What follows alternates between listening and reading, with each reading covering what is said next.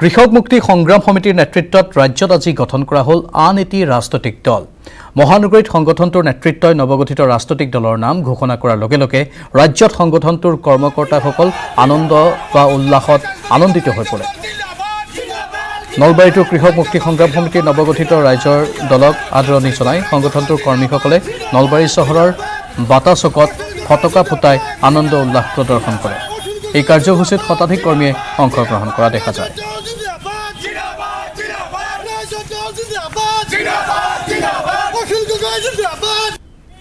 কৃষক মুক্তি সংগ্ৰাম সমিতি, ছাত্ৰ মুক্তি সংগ্ৰাম সমিতি, নাৰী মুক্তি সংগ্ৰাম সমিতি, চাহ শ্ৰমিক মুক্তি সংগ্ৰাম সমিতি, বীৰ লাচিত সেনা সংযুক্ত আঞ্চলিক দল সহ অসমৰ ৭০টা সংগঠনৰ গৰ্ভত আৰু ঔৰসত জন্ম হৈছে ৰাইজৰ দল। এই ৰাইজৰ দলটোত নিশ্চিতভাৱে সক্ৰিয়ভাৱে উপদেষ্টা হিচাপে থাকিব আমাৰ সকলোৰে শ্ৰদ্ধাৰ doctor Hiren Gohain sir, doctor Nagen Saikia sir, Udayaditya Bharali sir, Jahnu Barua ককাইদেউ, Prithviraj Rabha, Rana Changmai, doctor Ghanashyam Nath, doctor Narayan Sharma, doctor Ranjit Narayan Deka, এই আটাইবিলাক মানুহক আমি পাইছোঁ আৰু আজি তেওঁলোকে উপদেষ্টা হিচাপে সক্ৰিয় উপদেষ্টা হিচাপে কাম কৰিবলৈ আগবাঢ়ি আহিছে। নতুনকৈ ৰাজনৈতিক দল গঠন হৈছে। অসমৰ ৰাজনৈতিক দল অসমৰ ৰাজনীতিক আৰু ফেচিষ্টক পৰাভূত কৰাৰ স্বাৰ্থত এই ৰাইজৰ দল নামৰ নতুন দলটিয়ে নিশ্চয় অসমত এক নতুন প্ৰগতিৰ সূচনা কৰিব, গণতন্ত্ৰৰ সূচনা কৰিব। ফেচিষ্টক পৰাভূত কৰাৰ কাৰণে উমৈহতীয়াভাৱে কাৰ্যপন্থা তেওঁলোকে ল'ব, আমি তাকে আশা কৰিছোঁ। নতুন দলটোৰ মূল নেতৃত্বত থাকিব অখিল গগৈ। অখিল গগৈ অতি সোনকালে জেলৰ পৰা ওলাই আহি আছে আৰু অহা নিৰ্বাচনত তেওঁলোকে ৰণকহল স্থিৰাং কৰিব। ইফালে নৱগঠিত ৰাইজৰ দলক লৈ নগাঁৱত আনন্দ উল্লাস কৃষক মুক্তি সংগ্ৰাম সমিতি নগাঁও জিলা সমিতিৰ নগাঁৱৰ বেবেজিয়াৰ সাপ্তাহিক বজাৰত উল্লাস প্ৰদৰ্শন কৰে। জিলা সমিতিয়ে ঢোল বজাই ৰাইজৰ মাজত মিঠাই বিতৰণ কৰি আনন্দ প্ৰকাশ কৰে। সাধাৰণ জনতাৰো নতুন দলটোৰ ওপৰত আছে বিশ্বাস। এই নতুন দলটোক লৈ যথেষ্ট আশাবাদী সাধাৰণ জনতা। ৰাইজৰ দলক ৰাইজৰ মাজলৈ লৈ যোৱাৰ অংগীকাৰ দলীয় সমৰ্থকসকলৰ।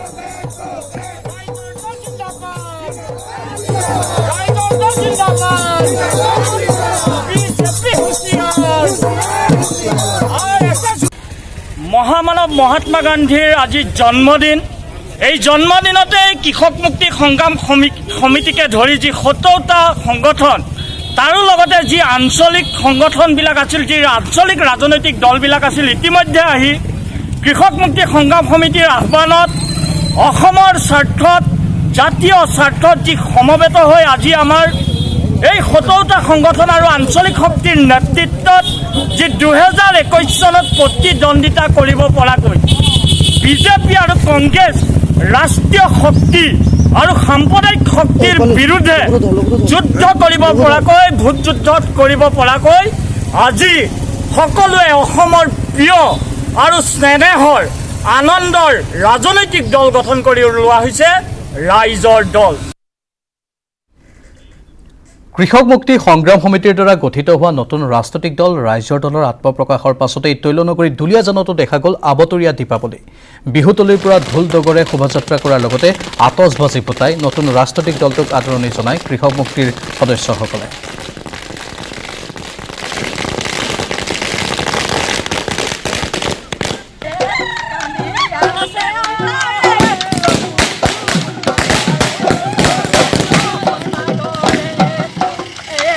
সমগ্ৰ অসমবাসীৰ কাৰণে এক ঐতিহাসিক দিন হিচাপে স্মৰণীয় হৈ ৰ'ব প্ৰতিগৰাকী অসমীয়াৰ কাৰণে। আজি এই দিনটোত এক শক্তিশালী জাতি গঠনৰ স্বাৰ্থত, এক স্বাভিমানী অসমীয়া জাতি গঠনৰ স্বাৰ্থত বা অসমীয়া জাতিক বিশ্বৰ দৰবাৰত জিলিকাই ৰখাৰ স্বাৰ্থত এক শক্তিশালী ৰাজনৈতিক দল জন্ম লাভ কৰিছে ৰাইজৰ দল অসম। এই দলটো গঠনৰ মূল উদ্দেশ্য হ'ল অসমীয়া জাতিক জীয়াই ৰখা। যোৱা সময়ত অসম গণ পৰিষদৰ যি চূড়ান্ত বিশ্বাসঘাতকতা, কেন্দ্ৰীয় বিজেপি চৰকাৰৰ অসমৰ প্ৰতি যি মাহীয়াৰ চকু, ইয়াৰ বিপৰীতে শক্তিশালী ৰূপত অসমীয়া জাতিৰ স্বাৰ্থত, অসমীয়া ভাষাক ৰক্ষা কৰাৰ স্বাৰ্থত আৰু অসমবাসীক এক সুদৃঢ় জাতি হিচাপে গঢ়ি তোলাৰ স্বাৰ্থত এই ৰাজনৈতিক দল ৰাইজৰ দল অসম জন্ম লাভ কৰিছে। ইফালে বঙাইগাঁৱতো ৰাইজৰ দলক লৈ আনন্দ উল্লাস। ৰাজপথত ঢোল বজাই ফাকু খেলি কৃষক মুক্তি সংগ্ৰাম সমিতিকে ধৰি বিভিন্ন সংগঠনৰ সদস্যসকলে আনন্দ ফূৰ্তি কৰা পৰিলক্ষিত হয়। বঙাইগাঁৱৰ পৰা এক বিশেষ দৃশ্য দেখিবলৈ পোৱা গ'ল আৰু এনেধৰণে আনন্দ ফূৰ্তিত মতলীয়া হৈ পৰিল সকলো। ৰাজপথতে ঢোল বজাই ফাকু খেলি কৃষক মুক্তি সংগ্ৰাম সমিতিকে ধৰি বিভিন্ন সংগঠনৰ সদস্যসকলে আনন্দ ফূৰ্তি কৰা পৰিলক্ষিত হয়।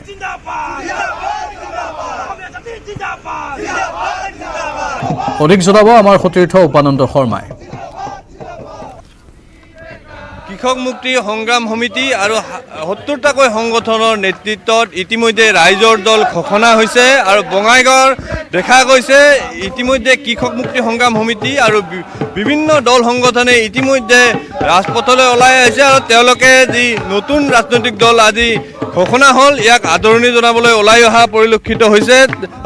ঢোল আদি লৈ তেওঁলোকে এইদৰে দলক আদৰণি জনাইছে আৰু ৰাইজৰ দল হিচাপে আদৰণি জনাইছে। এই মুহূৰ্তত গীতে মাতেৰে সকলে এই দলক আদৰণি জনাইছে আৰু তেওঁলোকে ৰাইজৰ সঁহাৰি প্ৰাৰ্থনা কৰিছে। এই মুহূৰ্তত মই যদি প্ৰতিক্ৰিয়া জানিব পাৰোঁ তেতিয়াহ'লে বঙাইগাঁৱত আপোনালোকে কি হ'ব, যিহেতু আঞ্চলিকতাবাদৰ দুৰ্গ হিচাপে জনাজাত, গতিকে এতিয়া আপোনালোকৰ মুখ্য লক্ষ্য হিচাপে কি হ'ব?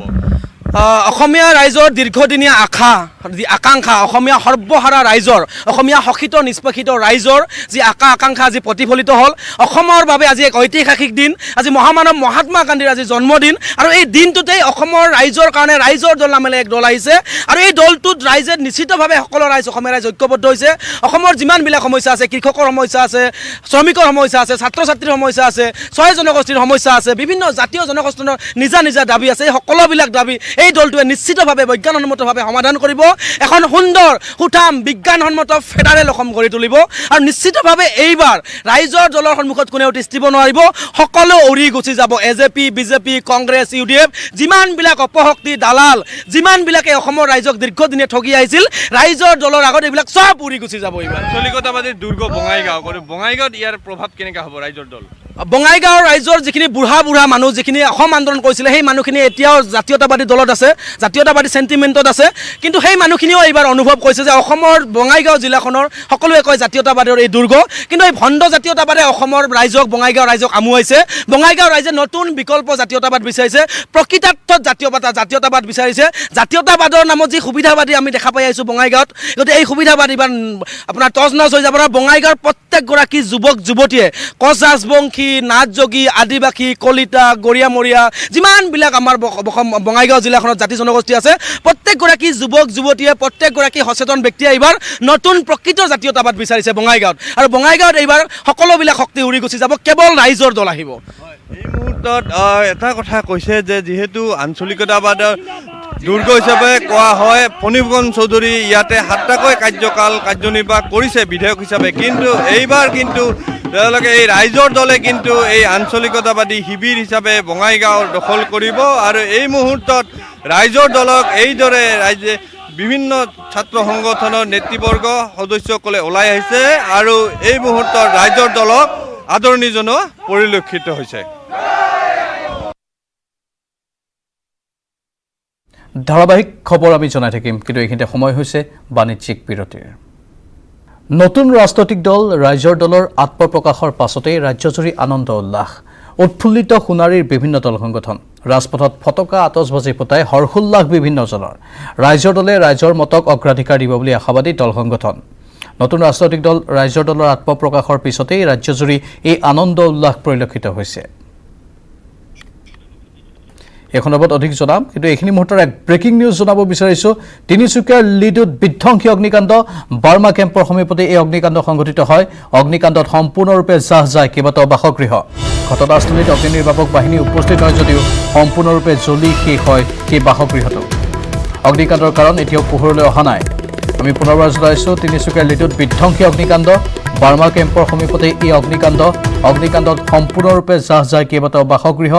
ঘটনাস্থলীত অগ্নি নিৰ্বাপক বাহিনী উপস্থিত হয় যদিও সম্পূৰ্ণৰূপে জ্বলি শেষ হয় বাসগৃহকেইটা। অগ্নিকাণ্ডৰ কাৰণ এতিয়াও পোহৰলৈ অহা নাই।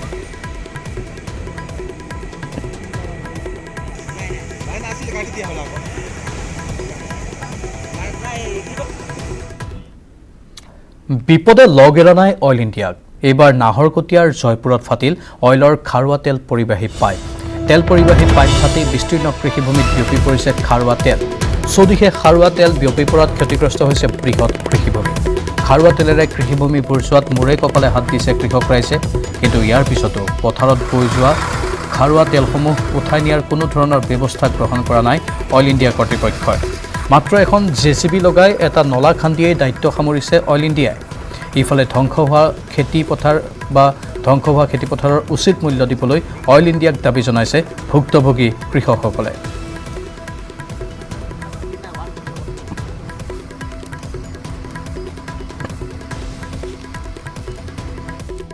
অইলৰ গাফিলতি আছে। আজি যি পৰিস্থিতি হৈ আছে, আজি বাগজানৰ যিটো অৱস্থা হ'ল, আজি জয়পুৰতো যদি সেইটো অৱস্থা নহয়, সেইকাৰণে আমি অইল ইণ্ডিয়া কৰ্তৃপক্ষক মানে অনুৰোধ কৰিছোঁ অতি সোনকালে পাইপলাইনটো বন্ধ কৰি তেলখিনি উঠাই নিয়াৰ ব্যৱস্থা কৰিব লাগে। হয়, অইল ইণ্ডিয়া চূড়ান্ত গাফিলতিৰ বাবে শ বিঘা খেতিভূমি এতিয়া ধ্বংস গৰাহত পৰিছে। মই সতীৰ্থক মই পোনপ্ৰথমতে সেই দৃশ্য দেখুৱাবলৈ অনুৰোধ কৰিছোঁ। এনেদৰে অইলৰ যি জয়পুৰ OCS পৰা যি উষাপুৰ OCS যি সংযোগী যি পাইপলাইন আছে, পাইপলাইন ফুটাৰ ফলত এতিয়া যি হাজাৰ কৃষিভূমি এতিয়া যি খাৰুৱা তেলে আৱৰি ধৰিছে। কিন্তু দায়িত্বহীন অইল ইণ্ডিয়া কৰ্তৃপক্ষ কিন্তু এতিয়ালৈকে যিসমূহ এই খাৰুৱা তেলসমূহ উঠাই নিয়াৰ কোনো ধৰণৰ ব্যৱস্থা গ্ৰহণ কৰা নাই। কেৱল JCB লগাই তেওঁলোকে নলা খান্দি তেলখিনি বাহিৰ কৰিবলৈ তেওঁলোকে চেষ্টা চলাই আছে। আৰু এটা কথা ক'ব লাগিব, যিসমূহ খাৰুৱা তেল ইয়াত আছে, সেই খাৰুৱা তেলসমূহ যদিহে কেনেবাকৈ অগ্নিসংযোগ হ'বলৈ হয়, তে এটা ডাঙৰ এটা অঘটন সংঘটিত হ'ব। কাৰণ কাষতে কেইবাখনো ব্যৱসায় প্ৰতিষ্ঠান আছে, মোৰ লগত আছে স্থানীয় লোক আছে। কি ক'ব, আপোনাৰ কিমান মান খেতিভূমি নষ্ট হৈছে? মোৰ 4 বিঘাৰ কৃষিভূমি আছিলে, আজি সেই তেলৰখিনি ডুব গৈছে।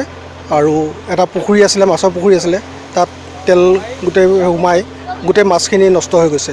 কিমান বিঘামান হ'ব পাৰিব? টোটেল 20 বিঘাৰ ওপৰত মাটি তেলৰ নিগৰি দিছে। হয়, খেতিপথাৰ হ'বনে? বেয়া হৈ যাব, এইখিনি চব মৰি যাব, চব বেয়া হৈ যাব, খেতিপথাৰ নহয় আৰু এইখিনি। গোৱালপাৰাৰ জলেশ্বৰত এতিয়া মহাপ্ৰলয়। বানে চিলাৰভিটা মথাউৰি ছিঙি নিয়াৰ ফলত জলেশ্বৰত এতিয়া হাহাকাৰ পৰিস্থিতি। 20 বছৰৰ পিছত অবৰ্ণনীয় পৰিস্থিতিৰ সন্মুখীন জলেশ্বৰ সমষ্টিবাসী। বাঢ়নী পানীৰ কোবাল সোঁতত উটি গৈছে বাটপথৰ লগতে দলং। বানে উটুৱাই নিয়ে জলেশ্বৰ লক্ষীপুৰ সংযোগী মূল পথৰ লগতে কালভাৰ্ট। সম্পূৰ্ণৰূপে বিচ্ছিন্ন যাতায়াত আৰু যোগাযোগ ব্যৱস্থা। গোৱালপাৰাৰ সংবাদদাতা ৰিংকু দাসৰ এই সন্দৰ্ভত এক ৰিপৰ্ট আগবঢ়াইছোঁ।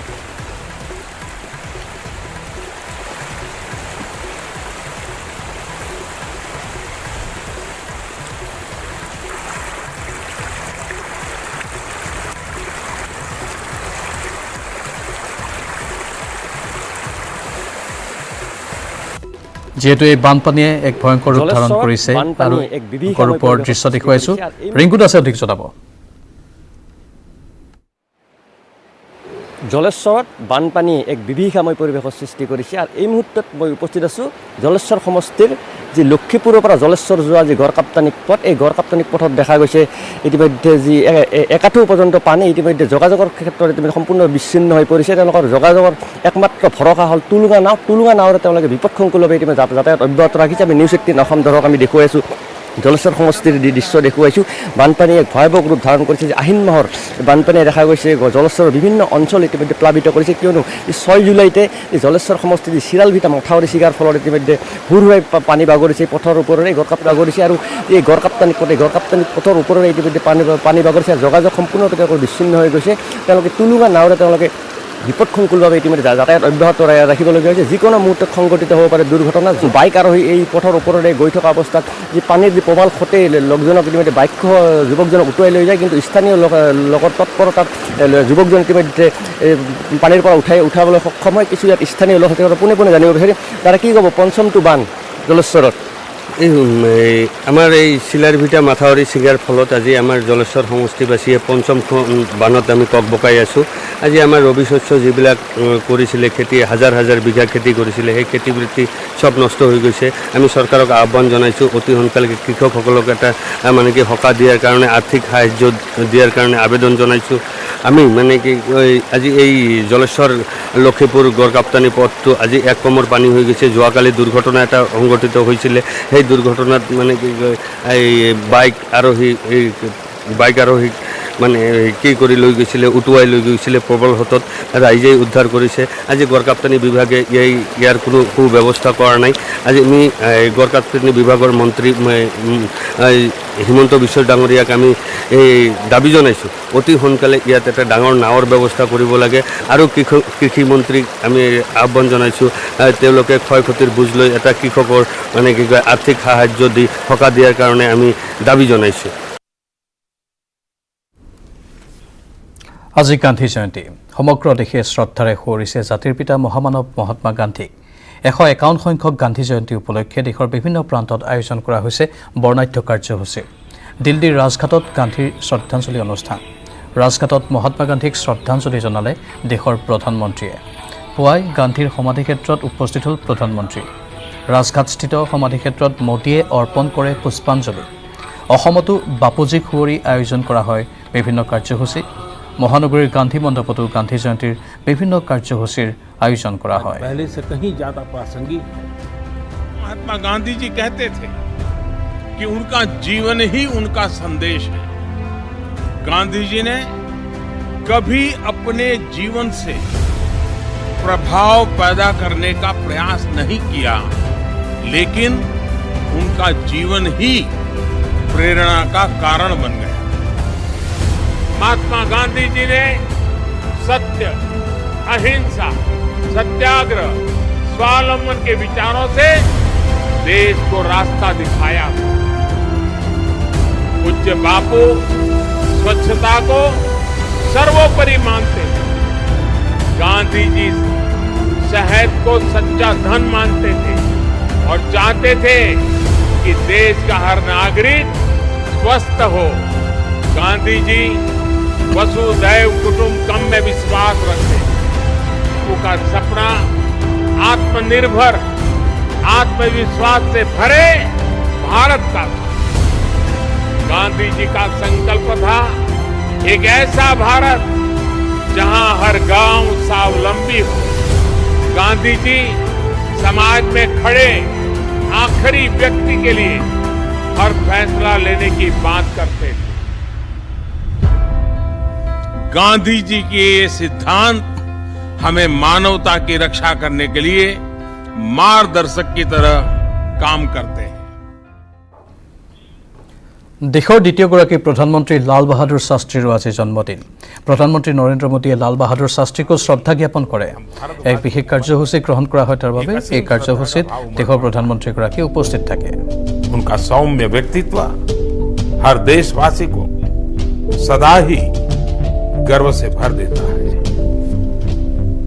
लाल बहादुर शास्त्री जी की यह विशेषता थी कि बाहर से वे अत्यधिक विनम्र दिखते थे परंतु भीतर से चट्टान की तरह दृढ़ निश्चयी थे जय जवान जय ৰাজ্যৰ ভিন্ন প্ৰান্তৰ লগতে গুৱাহাটীতো কোভিড প্ৰটকলৰ মাজত পালন কৰা হৈছে গান্ধী জয়ন্তী মহানগৰীৰ গান্ধী মণ্ডপত উদযাপিত হ'ল জাতিৰ পিতাৰ 151 সংখ্যক জন্ম জয়ন্তী গান্ধী মণ্ডপত আয়োজিত গান্ধী জয়ন্তীত অংশগ্ৰহণ কৰে ৰাজ্যৰ মুখ্যমন্ত্ৰী সৰ্বানন্দ সোণোৱালে গান্ধী মণ্ডপত উপস্থিত হৈ জাতিৰ পিতা মহামানৱ মহাত্মা গান্ধীলৈ শ্ৰদ্ধাঞ্জলি জনালে মুখ্যমন্ত্ৰীগৰাকীয়ে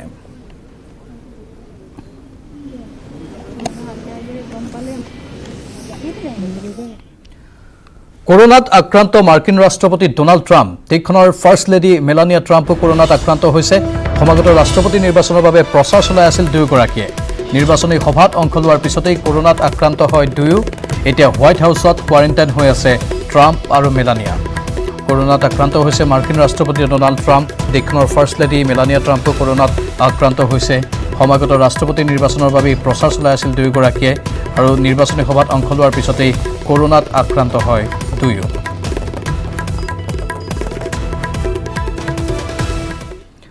ৰাজ্যত পুনৰ কৰোনা আক্ৰান্ত হৈ মৃত্যু হৈছে 14 জনৰ কৰোনাত মৃত্যু হৈছে ডিব্ৰুগড়ৰ ৰতন বকলিয়াল কমল থাপা পূৰ্ণ কোঁৱৰ নিখিল ধৰ চৰাইদেউৰ মুহিবুল্লাহ আলী কাৰ্বি আংলঙৰ ভানু শৰ্মা কামৰূপ মহানগৰৰ সংঘ ঘোষ প্ৰকাশ টেণ্ডন বিকাশ আগৰৱালা চন্দ্ৰবলা দাস যোৰহাটৰ পদুম চন্দ্ৰ বৰা অঞ্জন শইকীয়া গোলাঘাটৰ মংগলদেৱ প্ৰসাদ আৰু শিৱসাগৰৰ মুকুল নেওগ ৰাজ্যত কৰোনাত মৃত্যু হোৱা লোকৰ সংখ্যা 711 জনলৈ বৃদ্ধি পাইছে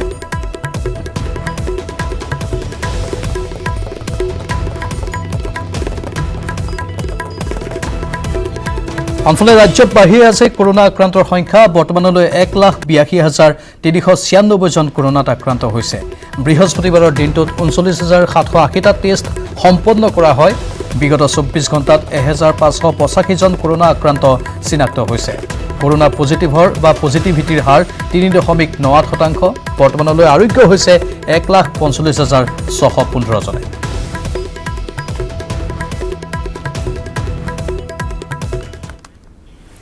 আৰু এয়া আছিল আজিৰ 4 বজাৰ আবেলিৰ খবৰ। নমস্কাৰ। News flash